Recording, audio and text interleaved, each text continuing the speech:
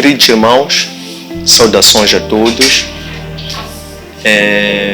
Sejam todos bem-vindos a esta sessão em que pretendemos formar uma plataforma que seja viável para que através dela haja, se me permitem, a multiplicação de pães e que esta ceia possa ser suficiente para que nós possamos nos manter firmes diante dos momentos difíceis e desafiantes, cada vez mais incertos com que o mundo se depara, e cada vez mais fica saliente e sente que o bem maior, o suporte com o qual nós podemos contar e confiar nos dias de hoje e sempre e ainda por vir e será a sua palavra, esta palavra que edifica. Portanto, a palavra tem sempre um duplo sentido. A palavra pode amaldiçoar, como também a palavra pode abençoar, dependendo da energia, da intenção que está por detrás desta mesma carta. Então nós pretendemos que a palavra que vai ser hoje aqui veiculada, ela tenha na raiz, tenha no seu tendão, no seu condutor principal, tenha um amor, que seja um amor na sua plenitude, um amor ao Pai, o amor ao próximo, o amor à própria palavra de Deus, que é esta que nós hoje pretendemos trazê-la. E como tema, nós vamos hoje falar sobre a fé de Pedro, que encontra o seu sustento no Evangelho de Mateus, no capítulo 16, versículos 13 a 28. O Evangelho de Mateus, como todos sabemos, é o segundo Evangelho do Novo Testamento. Neste percurso, nós vamos desenvolver um diálogo, um momento em que Cristo, ao longo do seu ministério, do seu trabalho, do seu evangelho, ele dedicou-se, ocupou-se neste momento de ensinar, de transmitir, de preparar, porque ele teve também, ao longo do seu ministério, a responsabilidade primordial de preparar os seus discípulos, os 12, os quais haveriam de ser um embrião que dariam continuidade ao trabalho por si iniciado.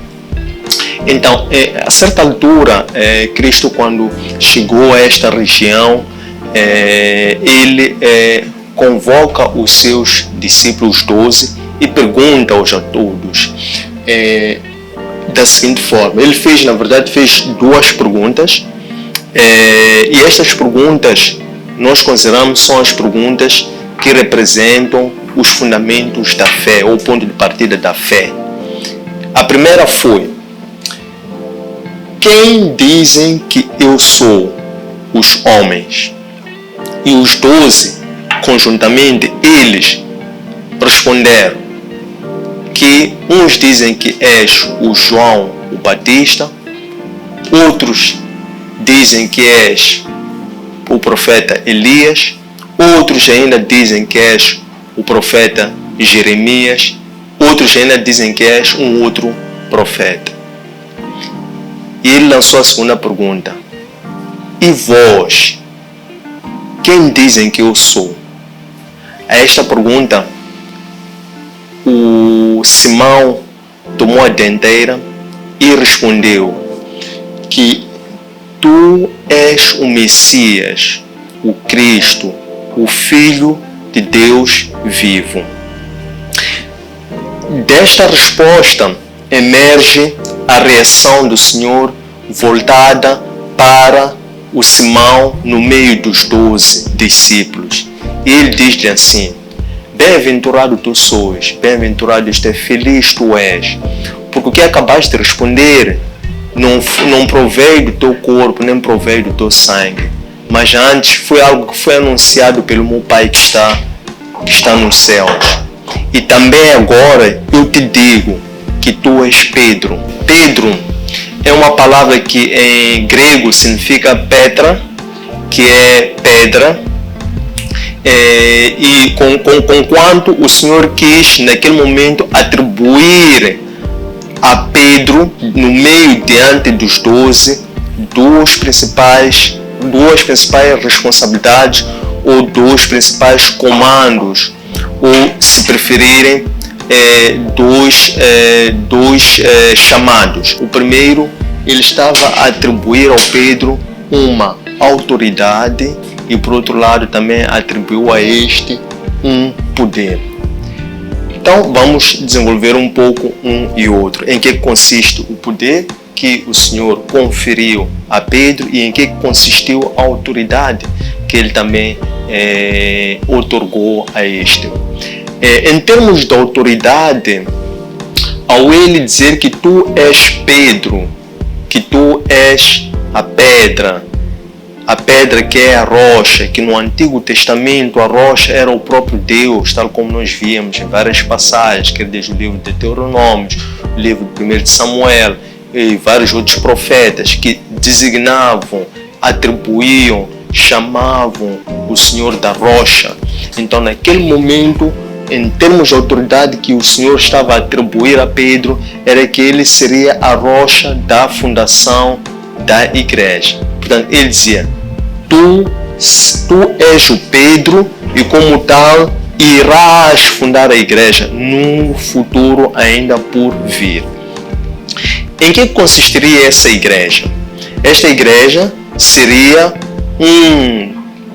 não no sentido da igreja física, mas seria uma igreja, no entanto, com uma congregação de duas ou mais pessoas, da qual haveria de emergir o processo de reunificação do povo eleito.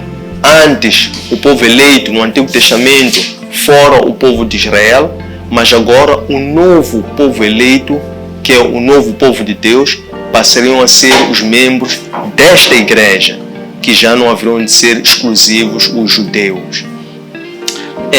Nós também sabemos, por outro lado, que o Senhor, o Cristo, enquanto o fundador da igreja, enquanto a própria igreja, na verdade o Cristo é o corpo do Senhor, portanto ele é a cabeça e nós, enquanto que membros, fazemos o corpo, formamos o corpo, e ele é o todo.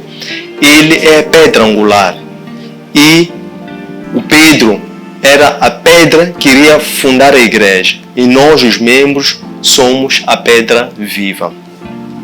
Por outro lado, o Senhor também atribui a Pedro um poder, e este poder, na base da sua fé, tinha como feito quando ele diz assim, que irei te atribuir a chave do reino dos céus. O que significa atribuir as chaves do reino dos céus? É que, como tal,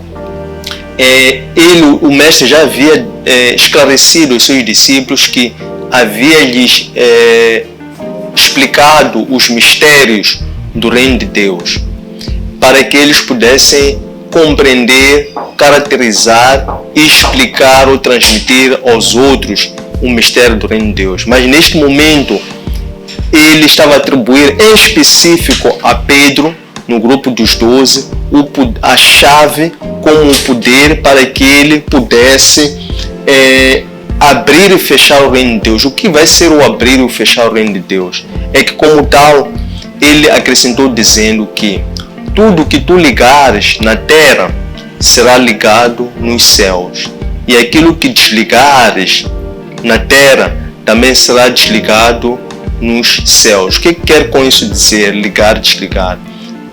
O ligar é dizer amém, e amém é uma concordância. Então aquilo que, pelo poder que lhe foi atribuído, aquilo que ele acordasse, concordasse pela fé, aceitasse na terra, também nos céus haveria de haver a mesma concordância. E tudo que ele rejeitasse, refutasse,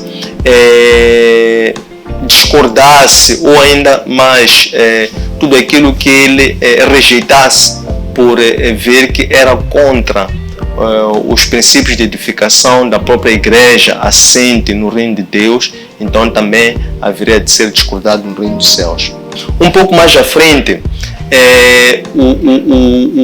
este mesmo Pedro, que antes fora tocado, que o próprio mestre reconheceu que ele foi inspirado pelo próprio Pai para reconhecer que ele era o Messias, ele teve um comportamento contraditório.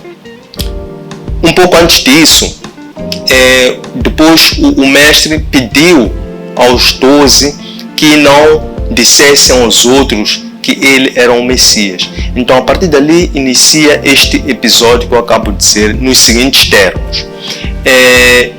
O Cristo começou a dizer aos discípulos que já era chegada a altura de ele partir para Jerusalém, para que ele sofresse todas as perseguições, todas as rejeições por parte dos fariseus, por parte dos saduceus e por todas aquelas estirpes que eram contra o seu ministério. E que, como tal, aquele era o momento de ele se retirar e que os discípulos tinham que compreender e prepararem-se para esta nova realidade. E o Pedro, neste momento, o mesmo Pedro que antes fora inspirado pelo Espírito Santo, neste momento, nesta altura, ele afasta o Senhor para o lado e diz-lhe que ele não pensasse assim, porque aquilo era algo que não iria acontecer, não iria suceder. Então, o Senhor, reconhecendo que naquele momento já era o espírito humano, era a emoção que estava a tomar conta do Pedro, ele repreendeu Pedro e disse a ele: sai-te de mim, Satanás, fica a mim atrás. A mesma reação que ele teve para quando ele sofreu a tentação do diabo depois de 40 dias a atravessar o deserto. E termina este trecho dizendo a todos que aqueles que quisessem ir após ele deveriam primeiro negar a si próprios, isto é, rejeitar as suas emoções, rejeitar os seus desejos, nomeadamente esta segunda reação de Pedro. Segundo passo, carregar a sua cruz, que é aceitar um sofrimento, tentações, tribulações, tormentos, por pregar o Evangelho de Cristo, por anunciar o seu nome. E terceiro, deveriam seguir a ele, que consiste em aceitar, obedecer e praticar a palavra de Deus. Abre-se espaço para questões, comentários, para que possamos desenvolver esta conversa. Muito obrigado. Eu gostaria de saber o que é a festa de Pentecostes. A festa de Pentecostes foi um momento em que os judeus uniram-se para uma celebração. Uma celebração, naturalmente, de evocação da sua fé. Nesta ocasião, foi designada Festa de Pentecostes. Houve um avivamento espiritual, por assim dizer, houve uma manifestação poderosa que acabou por tornar este evento consagrado e também um evento peculiar na escatologia cristã. Primeiro, isto ocorreu após a morte e ressurreição de Cristo, e depois dele ter, no ato de sua ressurreição, ter convocado os seus discípulos e ter lhes dado conjuntamente e solidariamente o comando para que eles pudessem disseminar todo o Evangelho e pudessem levar a palavra adiante. De que forma? Batizando outras pessoas em nome do Pai, do Filho e do Espírito Santo, ensinando todas aquelas coisas que ele tinha os transmitido e que ele haveria de estar adiante deles até a consumação dos séculos. Então, decorrente disto, nesta ocasião de festa de Pentecostes, estes congregantes, quando ficaram unidos pela mesma fé e começaram a evocar pela mesma fé esse mesmo Deus, disse que houve um derramamento do Espírito Santo, que manifestou-se da seguinte forma: as pessoas começaram a gemer, começaram a entrar em erupção vulcânica, começaram a sentir os seus espíritos a manifestar-se de uma forma diferente, estranha, que em termos físicos, visuais, isso caracterizou-se pela fala de línguas estranhas, que é aquilo que os outros consideraram e classificaram como sendo língua dos anjos. Por que língua dos anjos ou línguas estranhas? É que era uma língua que, para aqueles congregantes, pela sua origem, pelo latim que traziam, isto é, pela sua linguagem materna das zonas de onde provinham, não era perceptível, nem havia uma ligação, uma coerência lógica. Mas, entretanto, era uma linguagem que, inspirado pelo Espírito, permitia com que entre eles, compreendessem uns aos outros, mas que outras pessoas estranhas que fossem diferentes daquela fé, que não estivessem naquele ambiente, que não tivessem este derramamento, esta recepção do próprio Espírito Santo que o Senhor havia anunciado antes, que não haveria de lhes deixar refém. Porque repare que um pouco antes nós dissemos que Cristo, depois desta conversa, no desenvolvimento da fé de Pedro, ele disse-lhes que era chegada a hora dele ir a Jerusalém para que pudesse iniciar o processo de perseguição, a sua morte. E é preciso lembrar que ele também havia lhes prometido, garantido que convinha que ele fosse, porque ele tinha que ir para que se cumprissem os sinais dos tempos. Os sinais dos tempos. Porque um pouco antes desta conversa entre ele e os discípulos, houve uma conversa entre o Cristo, entre o Mestre e os fariseus e os saduqueus. E estes perguntaram-lhe ou pediram que ele demonstrasse algum poder sobrenatural para que ele provasse a eles que ele era Deus. E ele replicou-lhes da seguinte forma, ele disse assim: quando ao fim do dia vocês olham para os céus e veem assim as nuvens um pouco que avermelhadas, vocês logo dizem ou intuem que é porque no dia seguinte far-se-á bom tempo. E quando é chegado o amanhecer, o início do dia, vocês veem também o céu adquirir uma cor avermelhada. Para vós isso pode indiciar que poderá haver uma tempestade, mas vocês não conseguem discernir os sinais dos tempos. Então realmente esses sinais dos tempos têm que ver com o que ele anunciara aos próprios discípulos antes de que convinha que ele fosse, porque se ele fosse, eles haveriam de ganhar o principal, haveriam de crescer, haveriam de expandir, porque haveriam de receber o Espírito Santo. Então esse derramamento do Espírito Santo cumpriu-se precisamente nesta ocasião, foi designada como a festa de Pentecostes. A segunda pergunta é: por que as pessoas manifestavam-se em línguas? É porque esta manifestação das línguas é uma das formas, ou é denominada como um dos dons do Espírito Santo. Efetivamente, um dos dons do Espírito Santo é falar em línguas. Mas o que é falar em línguas? Falar em línguas ou linguagem dos anjos há de ser uma inspiração do próprio Espírito que permite com que nós estabeleçamos uma ligação, que haja só uma correspondência direta entre nós e o próprio Espírito, ou entre nós e o nosso superior, todos fazendo parte do mesmo reino, que é o reino de Deus, e que fosse uma linguagem que não fosse perceptível aos outros. E isso não traz nada de muito comum nem diferente, porque mesmo antes o próprio Senhor também falava, entre aspas, em codificação, porque ele falava sempre em parábolas, e essas mesmas parábolas era mesmo propositado para que as outras pessoas que não tivessem essa inspiração, que não tivessem esse chamado, também não pudessem compreender. Minha pergunta é: quem era Pedro? Pedro é Simão. Simão é um dos 12 discípulos que o Senhor, no início do seu ministério, atraiu, ou podemos assim dizer, convocou, ou se preferirem, ele convidou-os para que pudessem aprender uma nova arte, um novo ofício. Por sinal, Pedro era pescador. Já não tenho certeza se Pedro era pescador ou se fazia tendas. Parece que Simão fazia tendas. Acho que era pescador mesmo. Então, o Senhor disse a Simão que eu vou ensinar-te a pescar pessoas.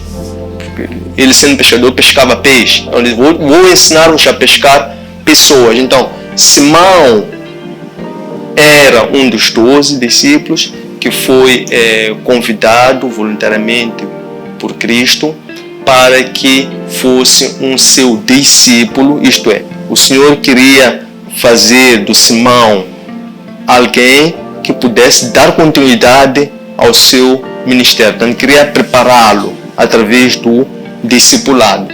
Então, ele foi um dos 12 que manteve-se fiéis até ao último instante, e nesta altura, depois de ele ter reconhecido por inspiração do o próprio Pai que estava nos céus, que Cristo era Messias, era Cristo por inspiração do Pai. Então foi quando ele disse que eu também agora te digo que tu és Pedro.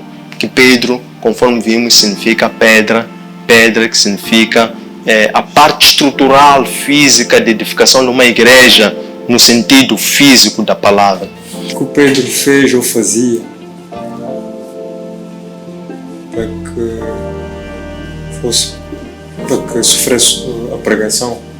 Esta perseguição decorre do que o Senhor de seguida lhes anunciou, que disse assim: quem quisesse ir após ele deveria negar a si próprio, carregar a sua cruz. Então a perseguição resulta do segundo ato, neste caso, que é carregar a sua cruz. Então quem carrega a cruz, qual cruz? Cruz de Cristo, isto é, quem aceita, enuncia Cristo, é presa fácil, é alvo de perseguição, a mesma perseguição que Cristo sofreu quando ele anunciou que ele era enviado, fora enviado pelo Pai, que o Pai era um único. Então isso causou estranheza, mas também causou ira e causou também rejeição por parte dos outros judeus, tanto quanto ele, que não criam que ele era Pai, que não criam que ele era o Filho do Homem, que não criam que ele era um Messias muito aguardado, que iria ser enviado pelo próprio Deus enquanto Pai para a reunificação do reino. O que podemos aprender sobre do Pedro? E que foi um homem muito próximo ao Senhor, mas no fim veio a rejeitar. E qual foi o seu fim, o seu evangelho? Realmente sobre Pedro nós podemos aprender em poucas palavras que ele foi uma pessoa como qualquer outra pessoa, tanto quanto o próprio Cristo também foi uma pessoa. Aliás, ele foi enviado na forma humana, como um cordeiro de Deus, como um cordeiro perfeito.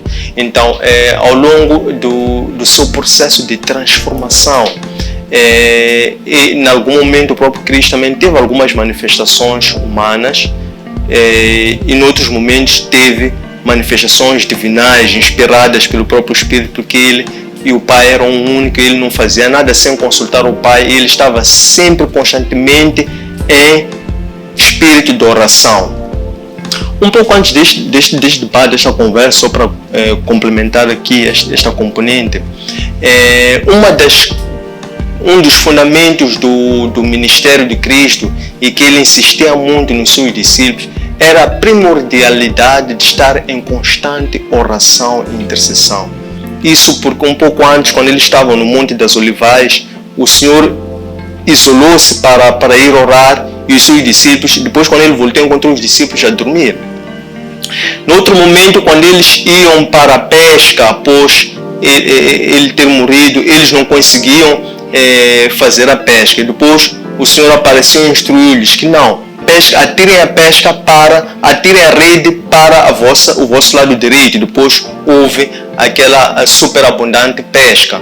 No outro momento, quando eles atravessavam um certo canal numa embarcação, e neste momento o Senhor inverteram seus papéis, estava o Senhor a descansar, eles de pé. Quando eles viram aquela turbulência no mar, eles ficaram com medo e foram-se para o Senhor, disseram: Senhor, ajude-nos a combater. E ele nesse momento também voltou a manifestar homens de pouca fé.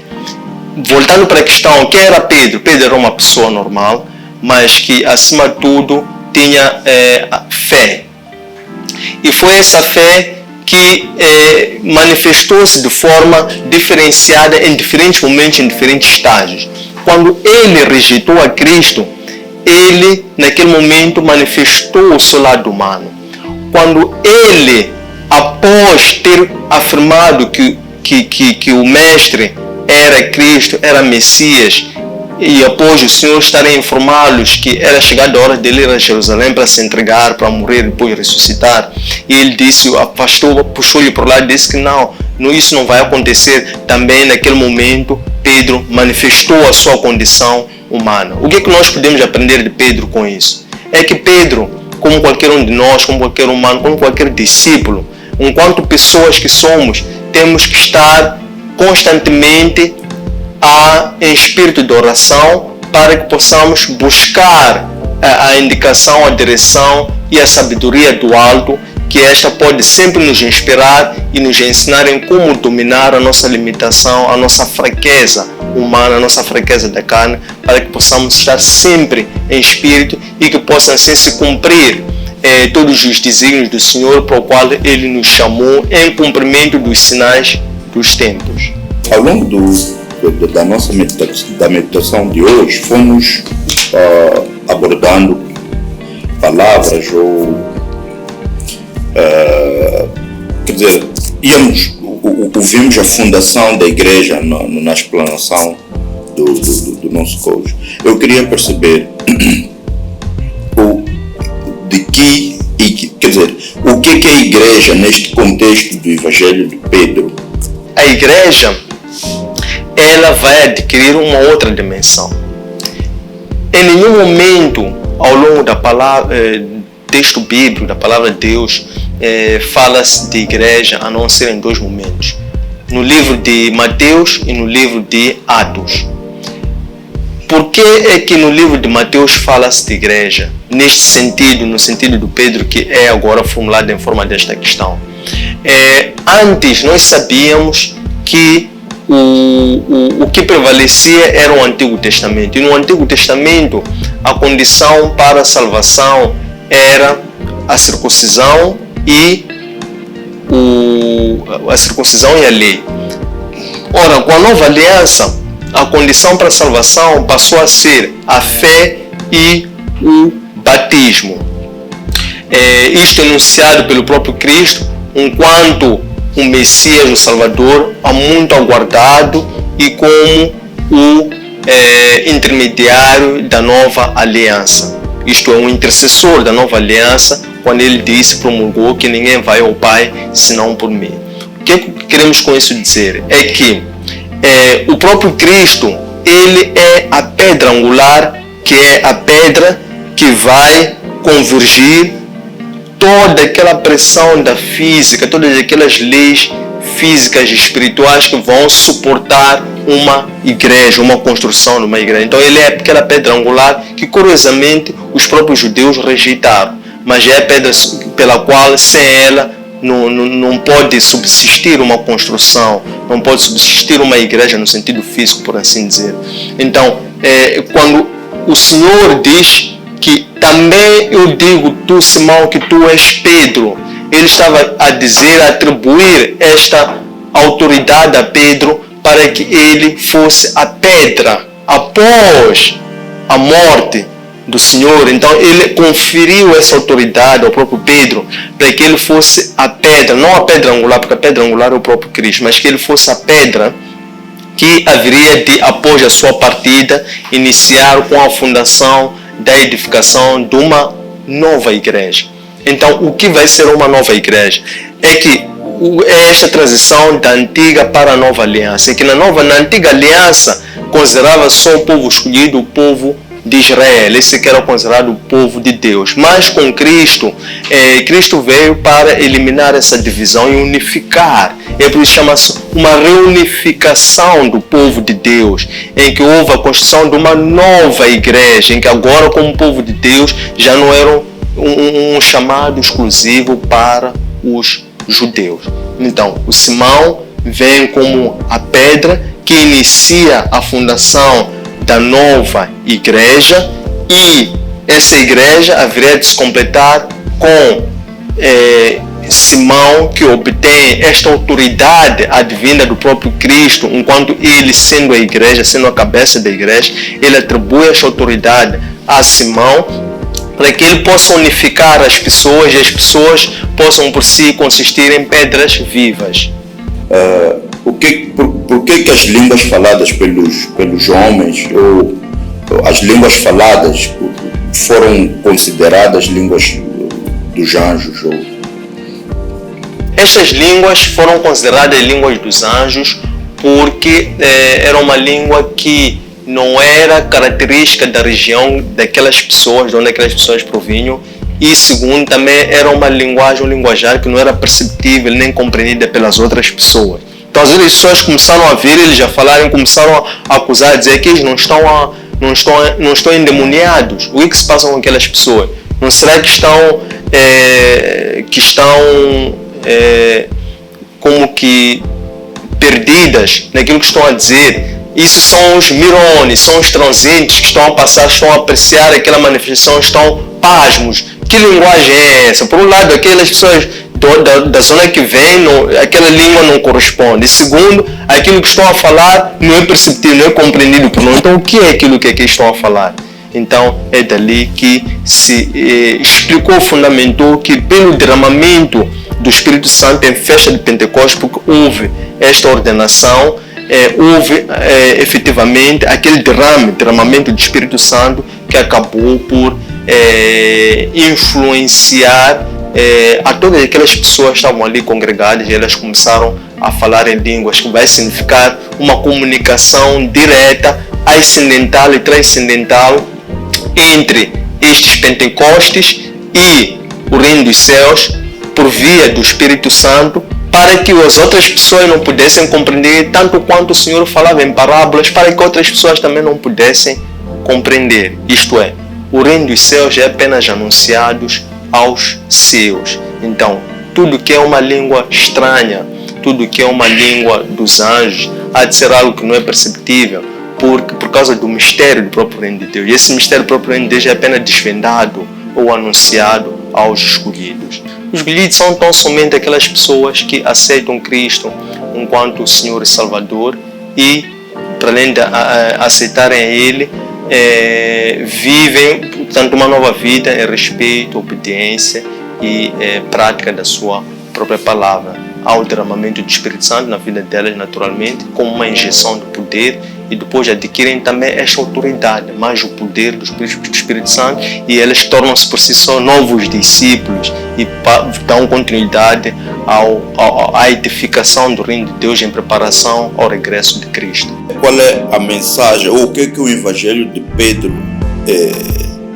ensina a nós, os crentes do dia de hoje? O Evangelho de Pedro é uma continuação do Evangelho de Cristo.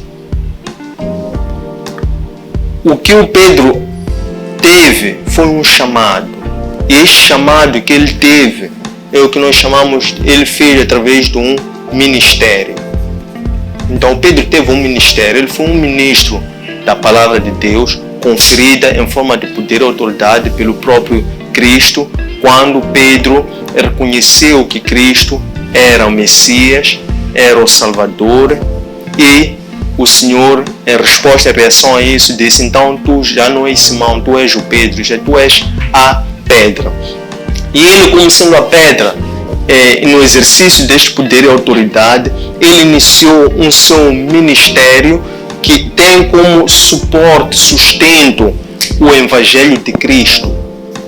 Na verdade, quando nós dizemos Evangelho, já estamos a referir-nos a Cristo. Dizer Evangelho de Cristo é um pouco redundante, não é um pouco, é redundante, porque o Evangelho é um único. O Evangelho é anunciar Cristo, e tudo parte de Cristo. Foi este que preparou primeiro os 12, os apóstolos, e depois desses 12 houve a festa de Pentecostes, houve a conversão do apóstolo Paulo, houve, por sua vez, este contínuo processo de formação de uma escola de pessoas ungidas, consagradas, chamadas, inspiradas, que no Antigo Testamento eram as escolas dos profetas. Nós sabíamos que o trabalho, a tarefa de Elias, antes dele partir, antes dele ser arrebatado, antes de vir em forma de exército, cavalos, em forma de fogo, para o levarem de volta, e que não se sabe aonde que o Elias foi. É por isso que para alguns judeus até hoje esperam pelo Elias. São os tais que rejeitam a Cristo, não aceitam, não entendem, porque não foram anunciados este mistério de que Cristo é o próprio Senhor. Então, são essas mesmas pessoas que têm este poder para poderem salvar novas almas, pescar novas pessoas, fazer crescer este ministério, que é, acima de tudo, uma missão que iniciou quando da fundação do mundo, de tudo, pelo próprio Senhor, porque, aliás, o Filho já prevalecia, porque ele é o primeiro dos nossos antepassados, é o próprio Cristo, e depois ele veio em forma humana como cumprimento dos sinais dos tempos. Foi considerado um momento de ruptura ou de transição da antiga para a nova aliança, e depois ele fez o seu ministério como tal, cumpriu o seu chamado até a idade dos 33, e depois, nessa altura, durante esse seu ministério, a sua vida pública, preparou outras pessoas para que essas pessoas pudessem dar continuidade a este movimento que se verifica até os dias de hoje. Dito isto, quero mais uma vez agradecer a vossa presença, as questões que colocaram, isto sendo momentos de interação, de construção, de formação. Não são debates nem conversas acabadas, antes pelo contrário, pretendemos a partir daqui esticar ainda mais este diálogo para que ele possa trazer e incorporar mais outros elementos, enriquecendo a todos nós pelo um mesmo espírito, formando uma única igreja. Na verdade, somos todos colaboradores ou cooperadores do mesmo ambiente, do mesmo ecossistema. Muito obrigado e até a próxima aula.